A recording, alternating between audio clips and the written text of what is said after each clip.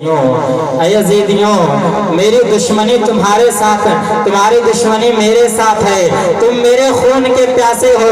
حضرت امام حسین کہتے ہیں تم میری جان لینا چاہتے ہو، میرے خون کے پیاسے ہو، مگر تمہارا اس ننھے علی اصغر نے کیا بگاڑا ہے؟ دیکھ رہے ہو اس ننھے بچے سے، یہ ننھا بچہ کیسے اپنی زبان کو پیاس سے باہر نکال رہا ہے، کیسے پیاس کی شدت سے تڑپ رہا ہے، کیسے پیاس سے نڈھال ہو رہا ہے۔ اے یزیدیوں، مجھے نہ سہی، میں تم سے پانی کا کوئی سوال نہیں کروں گا، کھانے کا کوئی سوال نہیں کروں گا، پانی کا ایک قطرہ بھی تم سے نہیں مانگوں گا، مگر اتنا کہوں گا اس ننھے سے معصوم علی اصغر کو پانی کی 2 بوند پلا دو تاکہ اس کی سوکھی ہوئی حلق تر ہو جائے، یہ پیاس کی شدت اس کی ختم ہو جائے۔ حضرت امام حسین نے اتنا کہا تو یزیدی کی طرف سے آواز آئی، اے حسین، تم پانی کا سوال کرتے ہو، پانی کے 2 بوند کا سوال کرتے ہو، تمہارے بچوں کو اور تمہارے خاندان والوں کو پانی کا ایک بھی قطرہ نہیں دیا جائے گا۔ اتنا کہنے کے بعد ایک ظلم و جفا نے اپنی کمان کو اٹھایا ہے، تیر کا نشانہ لگایا ہے اور تیر چھوڑا ہے، ننھے علی اصغر کے حلق میں جا کر پیوست ہو گیا۔ وہ ننھے علی اصغر کے حلق کو چیرتا ہوا حضرت امام عالی مقام کے بازو کو چھیدتا ہوا پار ہو گیا۔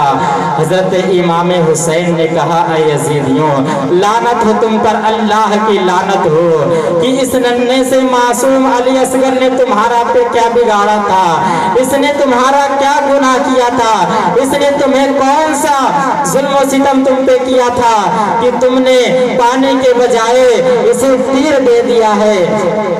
حضرت امام حسین نے حضرت علی اصغر کے خون کو اپنے چلو میں لیا ہے اور آسمان کی طرف پھینک کر کہا، اے پروردگار عالم، ایک علی اصغر کا لاشا نہیں بلکہ اگر ہزاروں ایسے ننھے علی اصغر، معصوم علی اصغر حسین کے پاس ہوتے تو ساری جانیں اے پروردگار عالم تیرے نام پر قربان کرتا چلا جاتا۔ میرے دوستوں، ذرا سوچئے،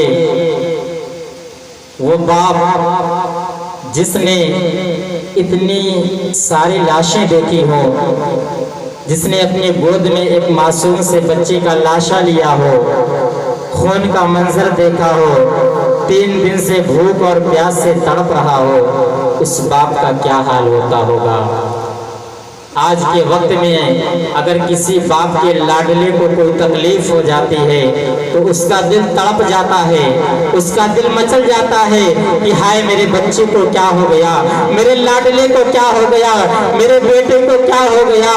مگر اس باپ سے جا کر کوئی پوچھے کہ جب میدان کرب و بلا میں ایک کے بعد ایک شہزادے لٹ رہے تھے، ایک کے بعد ایک شہزادے قربان ہو رہے تھے، اس باپ کے دل پر کیا گزر رہی تھی، مگر انہیں یہ معلوم تھا کہ یہ اللہ کا حکم ہے، یہ اللہ کی مرضی ہے، اس لیے ہمیں اللہ کی مرضی کے سامنے اپنے سر کو جھکانا ہے، اپنے سر کو تسلیم کرنا ہے اور اللہ کی رضا پر راضی رہ کر اللہ کا ہر حال میں شکر ادا کرنا ہے۔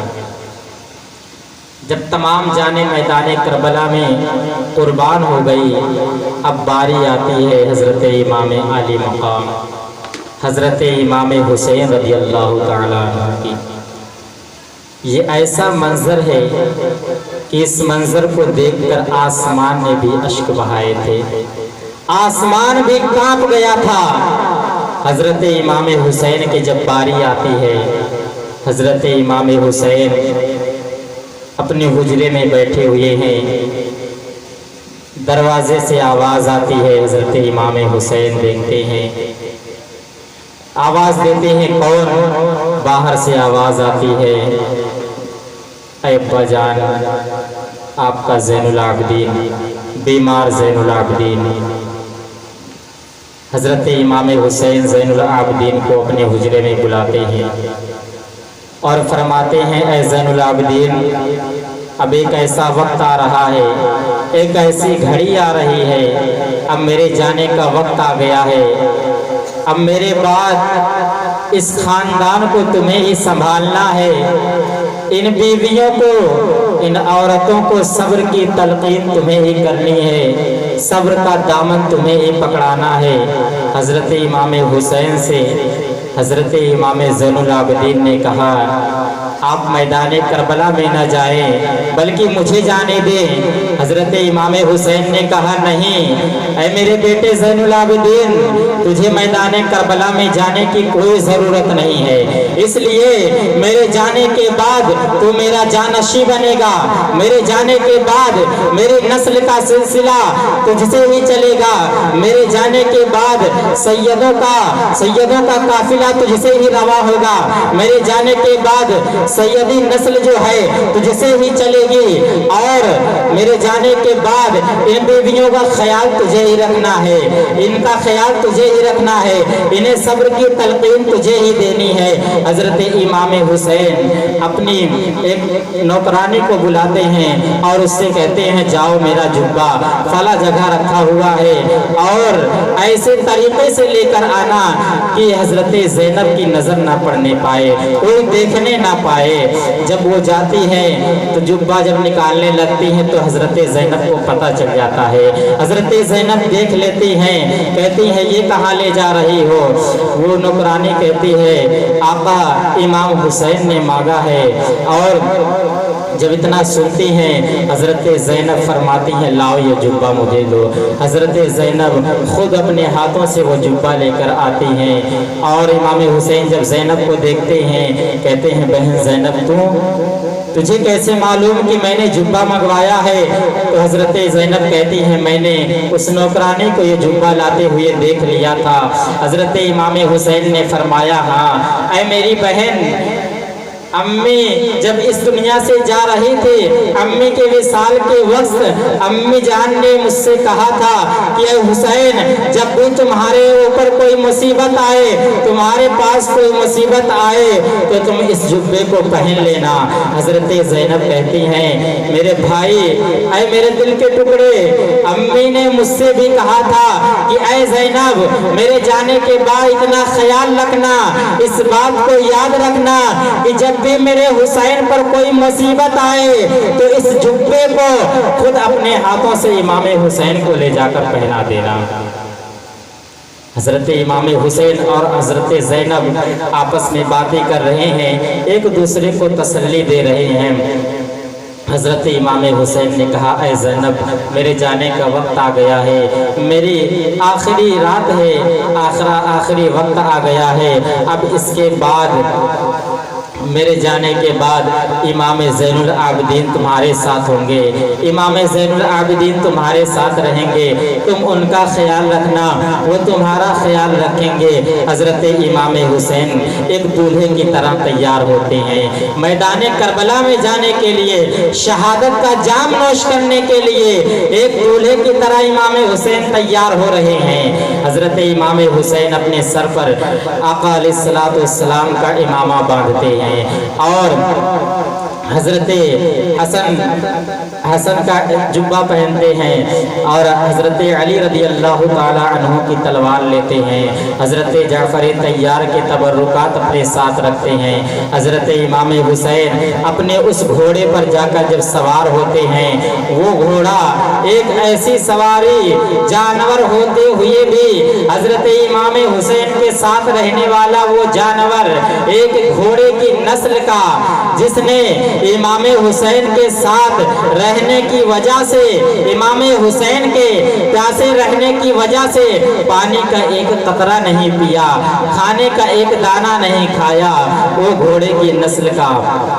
मेरे दोस्तों, जब उस घोड़े पर सवार होते हैं और घोड़े को एड़ लगाते हैं तो घोड़ा चलता नहीं है, वहाँ से जुम्बिश नहीं करता है, हिलता नहीं है। हज़रत इमाम हुसैन कहते हैं, ऐ मेरे साथी, ऐ मेरे हमसफ़र, आज तू क्यों नहीं चल रहा है? आज तो नाना के दिन को बचाना है, परचम इस्लाम को ऊंचा करना है, परचम इस्लाम की हिफाजत करनी है। हजरत इमाम हुसैन जब ये कहते हैं उस जानवर से, तो घोड़ा नीचे की तरफ इशारा करता है।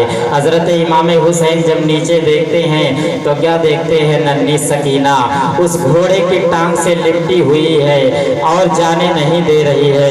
हजरत इमाम हुसैन घोड़े से उतर जाते हैं, कहते हैं ऐ मेरी बेटी सकीना क्या बात है? उसने कहा ऐ बाबा जान, क्या तुम हमेशा के लिए हमें छोड़कर जा रहे हो? क्या तुम हमेशा के लिए हमसे रुखसत हो रहे हो? ऐ बाबा जान, अब इसके बाद मेरे लबों को बोसा कौन देगा? ऐ बाबा जान, अब इसके बाद मेरी पेशानियों को कौन चूमेगा? ऐ बाबा जान, अब इसके बाद मुझे अपनी गोद में कौन खिलाएगा? ऐ बाबा जान, अब आपके जाने के बाद मुझे मेरी प्यारी सकीना कहकर कौन पुकारेगा? हजरत इमाम हुसैन इतना सुनते हैं उनकी आंखों से अश्क जारी हो जाते हैं। हजरत इमाम हुसैन रोने लगते हैं, हजरत ज़ैनब को बुलाते हैं, कहते हैं ऐ मेरी बहन ज़ैनब, सकीना को खेमे के अंदर ले जाओ और इसे बाहर ना आने देना। हजरत ज़ैनब हजरत सकीना को, नन्ही सकीना को अपने गले से लगा लेती हैं और खेमे के अंदर लेकर चली जाती हैं। अब हजरत इमाम हुसैन अपनी सवारी पर सवार होकर मैदान करबला में पहुंचते हैं। यजीदियों के सामने एक जोरदार, एक जबरदस्त खुतबा देते हैं। ऐ मेरे नाना का कलमा पढ़ने वालों, ऐ मेरे नाना का नाम लेने वालों, क्या तुम्हें मालूम है कि मेरी शान क्या है? क्या तुम्हें मालूम है कि मेरा मर्तबा क्या है? क्या तुम जानते हो कि मैं किसका नवासा हूँ? क्या तुम जानते हो कि मैं किस नबी का चाहने वाला हूँ? हजरत इमाम हुसैन ये सवाल करते हैं यजीदियों से, ये खुतबा देते हैं कि ऐ मेरे नाना का कलमा पढ़ने वालों, तुम मेरे खून के प्यासे हो, तुम मेरी जान लेना चाहते हो, मगर एक बात याद रखना, कल कयामत के दिन मैं अपने नाना जान के सामने तुम्हारे गिरेबान को पकड़ूंगा कि ऐ मेरे नाना जान, यही तुम्हारा कलमा पढ़ने वाले, यही तुम्हारा नाम लेने वाले, यही तुम्हारा नारा लगाने वाले, यही तुम्हारे कुरान को पढ़ने वाले ने तुम्हारे नवासों को प्यासा मारा था, तुम्हारे नवासों को प्यासा करबला में छोड़ दिया था, प्यासा करबला में कत्ल कर दिया था। हजरत इमाम हुसैन का ये खुतबा सुनकर यजीदी लश्कर थर्रा जाती है, कांप जाती है। उसके बाद यजीदी की तरफ से आवाज आती है कि यहाँ खुतबा देने की जरूरत नहीं है, यहाँ जंग करने आए हो तो जंग करो।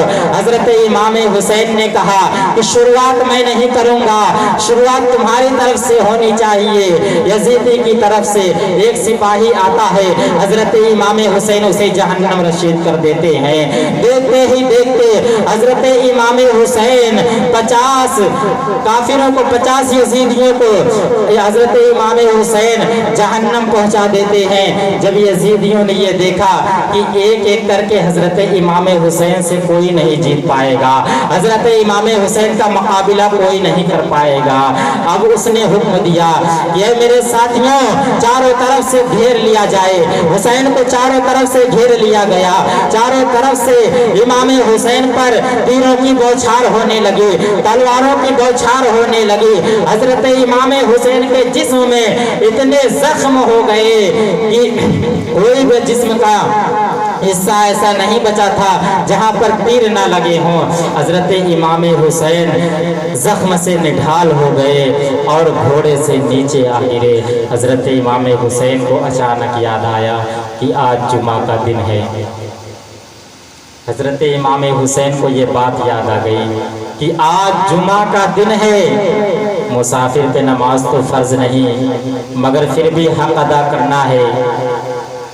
मेरे दोस्तों, हजरत इमाम का हौसला, हजरत इमाम का अज़्म देखो कि मैदान करबला में हैं, तीर पे तीर खाए हुए हैं मगर नाना के हुक्म को नहीं भूल रहे हैं, नाना के सजदे को नहीं भूल रहे हैं। हजरत इमाम हुसैन ने कहा, ऐ यजीदियों, आज जुमा का दिन है, मेरे नाना के चाहने वाले मदीना में मस्जिदों में नमाज जुमा अदा कर रहे होंगे, मदीना में नमाज जुमा अदा कर रहे होंगे। ऐ यजीदियों, मुझे इतना वक्त दे दो कि मैं 2 रकात नमाज पढ़ के अल्लाह से बातें कर सकूं, अल्लाह से कुछ सब्र और रज़ा मांग सकूं। यजीदियों ने कहा, ऐ हुसैन, तू नमाज पढ़ ले, हमें नमाज पढ़ने की ज़रूरत नहीं है। हज़रत इमाम हुसैन उठे हैं। मैदान करबला में कोई ज़मीन ऐसी नहीं बची थी कि जहाँ से वो तयम्मुम भी कर सकते। हज़रत इमाम हुसैन ने किसी तरह से तयम्मुम किया, उसके बाद नमाज के लिए खड़े हो गए। हज़रत इमाम हुसैन ने अल्लाहु अकबर कहा।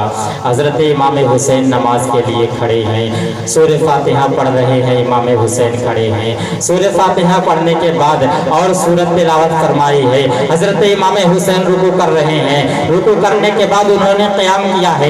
क़याम करने के बाद हजरत इमाम हुसैन जब सजदे में गए हैं, यजीदियों की फौज से ये आवाज आई है कि इमाम हुसैन जब तक खड़े रहेंगे तब तक कोई उनका मुकाबला नहीं कर सकता, इसलिए कि अगर इमाम हुसैन खड़े हैं तो रसूल अल्लाह का इमामा उनकी हिफाजत कर रहा है, अगर इमाम हुसैन खड़े हैं तो हसन मुजतबा का जुब्बा उनकी हिफाजत कर रहा है, अगर इमाम हुसैन खड़े हैं तो जाफर तैयार के तबर्रुकात उनकी हिफाजत कर रहे हैं। हजरत इमाम सजदे में हैं, उनके सर को उसी सजदे में कलम कर दिया जाए। इतना सुनने के बाद यजीदी फौज से एक सिपाही आया और हजरत इमाम हुसैन के जिस्म पर एक पैर पे अपना पैर रखा है और अपना एक पैर उनके पुष्ट पर रखा है। उसके बाद हजरत इमाम हुसैन के गर्दन पर वो जुल्म जफा, वो सितम करने वाले ने अपनी तलवार हजरत इमाम हुसैन के गर्दन पे चला दी। हजरत इमाम हुसैन का सर मुबारक तन से जुदा हो गया। हजरत इमाम हुसैन सजदे की हालत में शहीद हो गए। हजरत इमाम हुसैन जाते जाते ये बता गए कि ऐ मेरे नाना के उम्मतियों, किसी भी हाल में रहना मगर सजदे को कभी फरामोश मत करना, सजदे को कभी मत भूलना। जाओ सफर में कहीं भी मुसल्ला न छोड़ना, जाओ कहीं सफर में मुसल्ला न छोड़ना, कुछ भी हो जाए ऐ मेरे नाना के चाहने वालों सजदा न छोड़ना। उसके बाद करबला के बाद जब तमाम शहीद हो गए, मैदान करबला के बाद वहाँ के आसपास रहने वालों ने उन लाशों को इकट्ठा किया, कुछ लाशों को दफना दिया गया। हजरत कासिम, हजरत अली अकबर, हजरत इमाम हुसैन के सर को काट लिया गया, नेज़े पे लगा दिया गया, तलवार पे लगा दिया गया। अब यजीदी जफाकार हजरत इमाम हुसैन को सर को लेकर मुल्क शाम की तरफ बढ़ने लगे।